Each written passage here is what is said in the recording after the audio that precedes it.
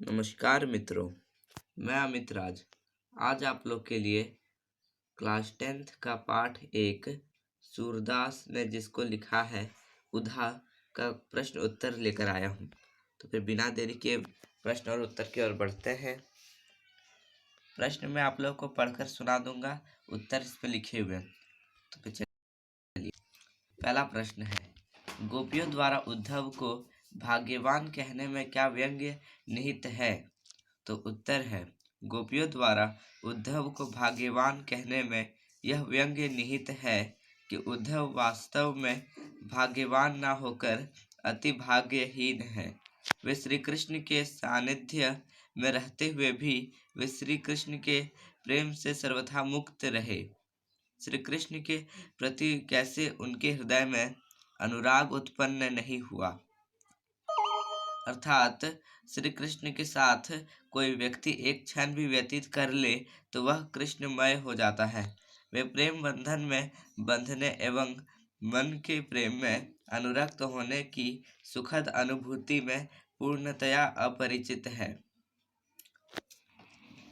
अब प्रश्न संख्या 2 है, उद्धव के व्यवहार की तुलना किस किस से की गई है? उत्तर है, गोपियों ने उद्धव के व्यवहार की तुलना निम्नलिखित उदाहरणों से की है। पहला है, गोपियों ने उद्धव के व्यवहार की तुलना कमल के पत्ते से की है, जो नदी के जल में रहते हुए भी जल की ऊपरी सतह पर ही रहता है। अर्थात जल में रहते हुए भी जल का प्रभाव उस पर नहीं पड़ता। उसी प्रकार श्री कृष्ण का सानिध्य पाकर भी उनका प्रभाव उद्धव पर नहीं पड़ा। 2 है, उद्धव जल के मध्य रखे तेल के गागर मटके की भांति है, जिस पर जल की एक बूंद भी टिक नहीं पाती। इसलिए उद्धव श्री कृष्ण के समीप रहते हुए भी उनके रूप के आकर्षण तथा प्रेम बंधन से सर्वथा मुक्त है। तीसरा है, उद्धव ने गोपियों को जो योग का उपदेश दिया था उसके बारे में उनका यह कहना है कि यह योग सुनते ही कड़वी ककड़ी के समान प्रतीत होता है, इसे निगला नहीं जा सकता, यह अत्यंत अरुचिकर है। अब तीसरा प्रश्न है, गोपियों ने किन किन उदाहरणों के माध्यम से उद्धव को उलाहने दिए हैं? तो इसका उत्तर है, गोपियों ने कमल के पत्ते, तेल की मटकी और प्रेम की नदी के उदाहरणों के माध्यम से उद्धव को उलाहने दिए हैं। प्रेम रूपी नदी में पांव डुबाकर भी उद्धव प्रभाव रहित है। वे श्री कृष्ण के सानिध्य में रहते हुए भी वे श्री कृष्ण के प्रेम से सर्वथा मुक्त रहे।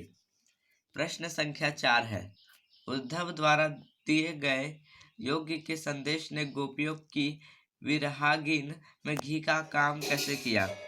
उत्तर है, गोपियां कृष्ण के आगमन की आशा में दिन गिनती जा रही थी। वे अपने तन मन की व्यथा को चुपचाप सहती हुई कृष्ण के प्रेम रस में डूबी हुई थी। वे इसी इंतजार में बैठी थी कि कृष्ण उनके विरह को समझेंगे, उनके प्रेम को समझेंगे और उनके अतृप्त मन को अपने दर्शन से तृप्त करेंगे। परंतु यहाँ सब उल्टा होता है। कृष्ण को ना तो उनकी पीड़ा का ज्ञान है और ना ही उनके विरह के दुख का।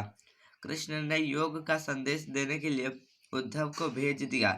विरह की अग्नि में जलती हुई गोपियों को जब उद्धव ने कृष्ण को भूल जाने और योग साधना करने का उपदेश देना प्रारंभ किया, तब उनके हृदय में जल रही विरहागिन में घी का काम कर उसे और प्रज्वलित कर दिया। 5वां प्रश्न है, मर्यादा न लही के माध्यम से कौन सी मर्यादा न रहने की बात की जा रही है? तो उसका उत्तर है, मर्यादा न लही के माध्यम से प्रेम की मर्यादा न रहने की बात की जा रही है। कृष्ण के मथुरा चले जाने पर वह शांत भाव से श्री कृष्ण के लौटने की प्रतीक्षा कर रही थी। वह चुप्पी लगाए अपनी मर्यादाओं में लिपटी हुई इस वियोग को सहन कर रही थी, क्योंकि वे श्री कृष्ण से प्रेम करती है। कृष्ण ने योग का संदेश देने के लिए उद्धव को भेज दिया। गोपियों उनको उनकी मर्यादा छोड़कर बोलने पर मजबूर कर दिया है। प्रेम के बदले प्रेम का प्रतिदान ही प्रेम की मर्यादा है। लेकिन श्री कृष्ण ने गोपियों के प्रेम रस के उत्तर में योग का संदेश भेज दिया। इस प्रकार कृष्ण ने प्रेम की मर्यादा नहीं रखी।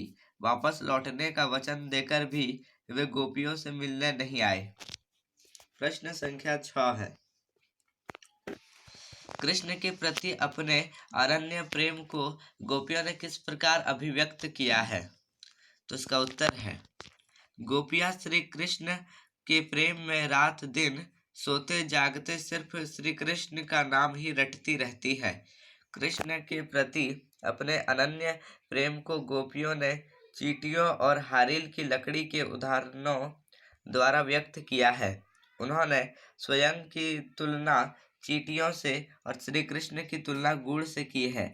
उनके अनुसार श्री कृष्ण उस गुड़ की भांति है जिस पर चींटियां चिपकी रहती है। हारिल एक ऐसा पक्षी है जो सदैव अपने पंजे में कोई लकड़ी या तिनका पकड़े रहता है। वह उसे किसी भी दिशा में नहीं छोड़ता। उसी तरह गोपियों ने मन, वचन और कर्म से श्री कृष्ण की प्रेम रूपी लकड़ी को दृढ़ता पूर्वक पकड़ लिया है।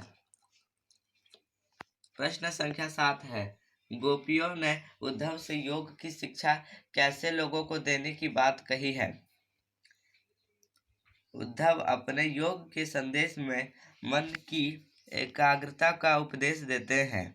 गोपियों के अनुसार योग की शिक्षा उन्हीं लोगों को देनी चाहिए जिनकी इंद्रियों व मन उनके बस में नहीं होते, जिनका मन चंचल है और इधर उधर भटकता है।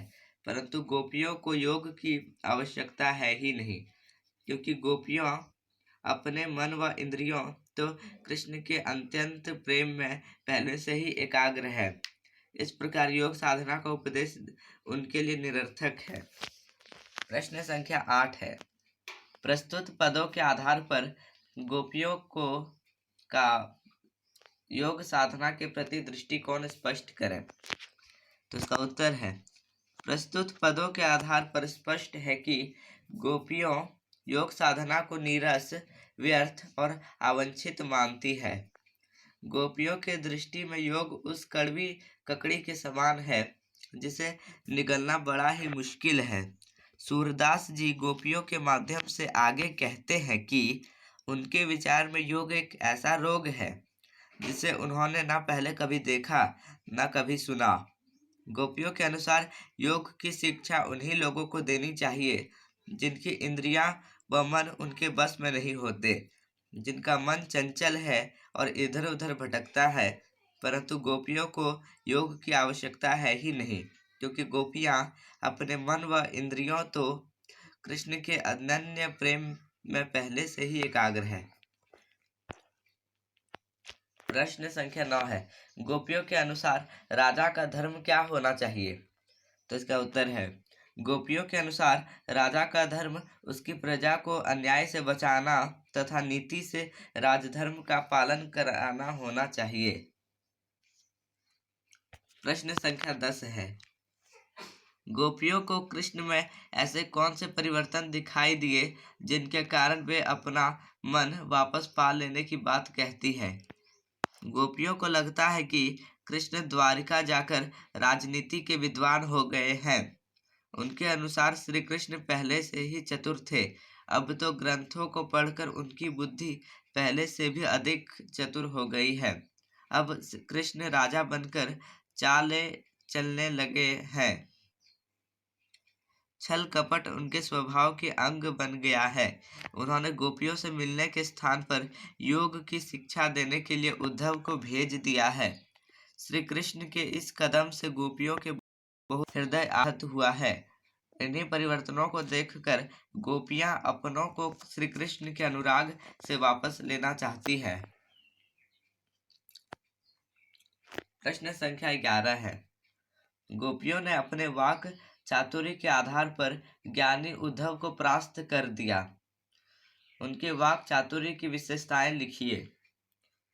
उत्तर है, गोपियां वाक चातुर है, वे बात बनाने में किसी को भी परास्त कर दे। गोपियां उद्धव को अपने उपालंभ तानों के द्वारा चुप करा देती है। गोपियों में व्यंग्य करने की अद्भुत क्षमता है। वह अपने व्यंग्य बाणों द्वारा उद्धव को घायल कर देती है। वह अपनी तर्क क्षमता से बात बात पर उद्धव को निरुत्तर कर देती है। प्रश्न संख्या 12 है, संकलित पदों को ध्यान में रखते हुए सूर के भ्रमर गीत की मुख्य विशेषताएं बताइए। तो इसका उत्तर है, भ्रमर गीत की निम्नलिखित विशेषताएं इस प्रकार है। पहला, भ्रमर गीत एक भाव प्रधान गीति काव्य है। इसमें उद्वात भावनाओं का मनोवैज्ञानिक चित्रण हुआ है। सूरदास ने अपने भ्रमर गीत में निर्गुण ब्रह्म का खंडन किया है। भ्रमर गीत में शुद्ध साहित्यिक ब्रज भाषा का प्रयोग हुआ है। भ्रमर गीत में उपालंभ की प्रधानता है। भ्रमर गीत में सूरदास ने विरह के समस्त भावों की स्वाभाविक एवं मार्मिक व्यंजना की है। भ्रमर गीत में उद्धव व गोपियों के माध्यम से ज्ञान को प्रेम के आगे नतमस्तक होते हुए बताया गया है।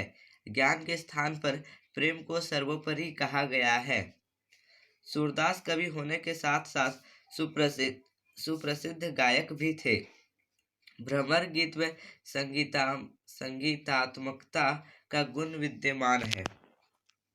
अब रचना और अभिव्यक्ति, ये बहुत इंपॉर्टेंट है फ्रेंड्स, इसको हल्के में मत लीजिएगा।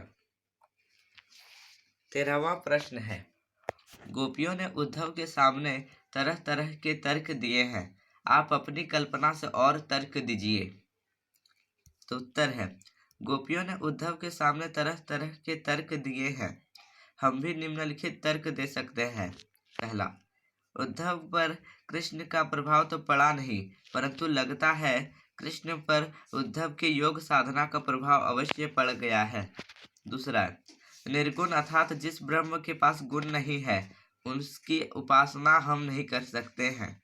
तीसरा, योग का मार्ग कठिन है और हम गोपियां कोमल है, हमसे यह कठोर योग साधना कैसे हो पाएगी, यह असंभव है। 14वां प्रश्न है, उद्धव ज्ञानी थे, नीति की बातें जानते थे, गोपियों के पास ऐसी कौन सी शक्ति थी जो उनके वाक्चातुर्य में मुखरित हो उठी।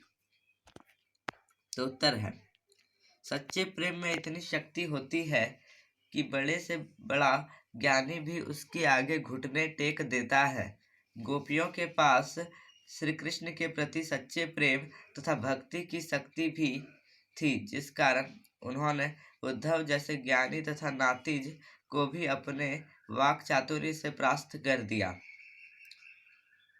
15वां प्रश्न है, गोपियों ने यह क्यों कहा कि हरि अब राजनीति पढ़ आए हैं? क्या आपको गोपियों के इस कथन का विस्तार समकालीन राजनीति में नजर आता है? स्पष्ट कीजिए।